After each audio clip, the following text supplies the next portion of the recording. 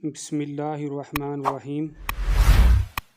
ناظرین کرام، آج کی اس ویڈیو میں آپ کو جس جگہ کا تعارف کروانے جا رہا ہوں اس جگہ کا نام ہے کبوتر چوک، مکہ مکرمہ۔ ناظرین کرام، حرم شریف کے سین سے متصل کلاک راحل ٹاور اور مکہ ٹاور کے عقب میں شاہراہ ابراہیم خلیل کے دائیں طرف لبے سڑک کبوتر چوک ہے، جہاں زائرین کبوتروں کو دانہ ڈالتے اور ان کے ساتھ تصاویر بناتے ہیں۔ کبوتر بھی زائرین کے سروں پر منڈلاتے اور ان سے اپنی انسانیت کا اظہار کرتے ہیں۔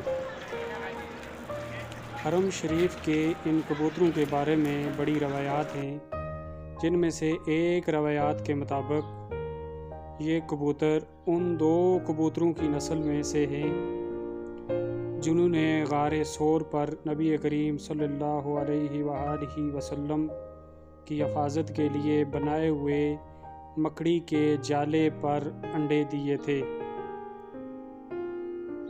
حرم مکی کے یہ معصوم پرندے اپنا منفرد رنگ رکھتے ہیں۔ ان کے پر سرمئی مائل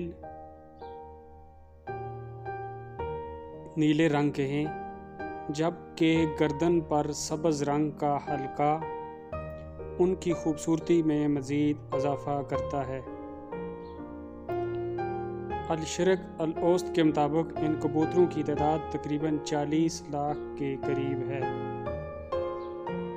علامہ فخر الدین رازی اور امام ابن جوزی رحمۃ اللہ علیہ بیان کرتے ہیں کہ حرم شریف میں کبوتروں کے غول ادھر ادھر اڑتے رہتے ہیں، مگر وہ کعبہ شریف کی تعظیم کے پیش نظر اس کے اوپر سے پرواز نہیں کرتے، بلکہ دائیں بائیں سے گزر جاتے ہیں۔ علامہ ابن جبیر اندلسی رحمۃ اللہ علیہ لکھتے ہیں کہ یہ کبوتر کعبہ شریف کے قریب پہنچ کر اپنی سمت تبدیل کر لیتے ہیں۔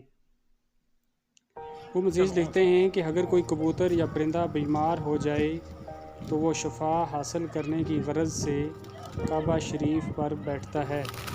اگر اس کے مقدر میں شفا ہو تو وہ صحت یاب ہو جاتا ہے، ورنہ لقمہ اجل بن جاتا ہے۔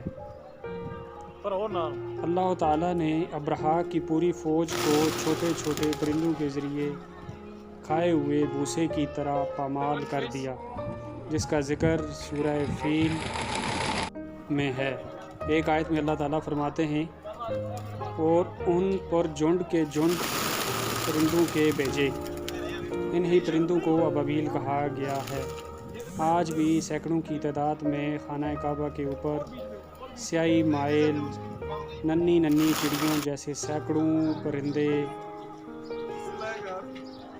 کبھی اوپر کبھی نیچے، کبھی دائیں کبھی بائیں، رب العالمین کی کبریائی بیان کرتے محو طواف نظر آتے ہیں۔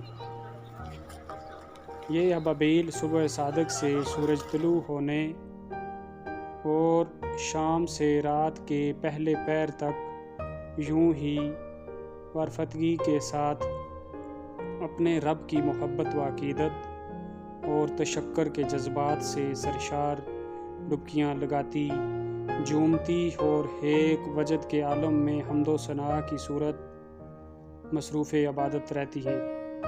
ارشاد بارک تعالیٰ ہے، پرندے بھی تسبیح کرتے اور نماز ادا کرتے ہیں۔ سورہ نور آیت نمبر 41۔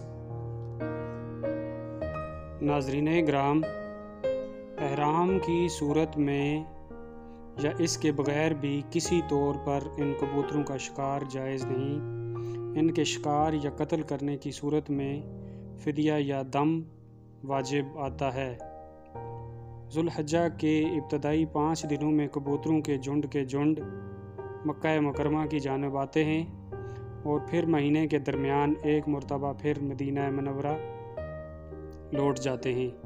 ان کبوتروں کو نقصان پہنچانے کی حرمت میں اس امر سے وابستہ ہے کہ یہ ان کبوتروں کی نسل سے ہیں جنہوں نے رسول اللہ صلی اللہ علیہ وسلم کہ غار سور میں قیام کے دوران غار کے دروازے پر گھونسلے بنا ڈالے تھے۔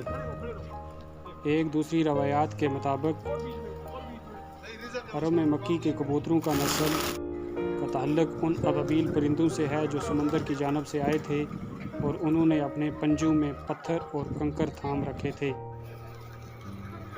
ناظرین کرام، آج کی ویڈیو میں اتنا ہی۔ مزید اس طرح کی ویڈیو دیکھنے کے لیے ہمارے چینل کو سبسکرائب کریں، لائک کریں۔ بہت شکریہ۔